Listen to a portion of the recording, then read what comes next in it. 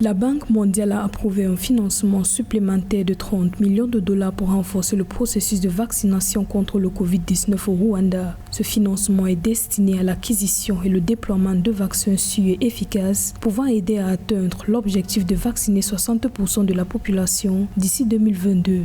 Au niveau du Rwanda, on note quand même une politique volontariste du président Paul Kagame qui est en première ligne de la vaccination, lui et son épouse. Et le rôle de l'État est de prendre des dispositions, de toujours trouver des solutions, de trouver des moyens pour limiter la propagation de la maladie dans le pays. L'aide de la Banque mondiale est pratiquement le tiers des prévisions du Rwanda en termes de politique de riposte à la Covid à travers la vaccination, et donc c'est la bienvenue. Il s'agit du deuxième appui financier au projet d'intervention d'urgence contre le Covid-19 au Rwanda, ce qui porte à 45,19 millions de dollars la contribution de la Banque mondiale à la campagne de vaccination et de lutte contre la pandémie au Rwanda. Le fonds servira à améliorer l'accès à l'oxygénothérapie, le dépistage des maladies chroniques sous-jacentes et la protection des services de santé essentiels.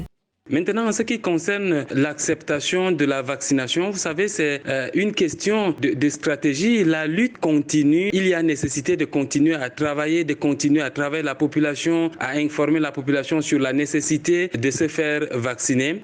Les intox des antivax, il est nécessaire de continuer à travailler, à renforcer la compréhension de l'importance de la vaccination.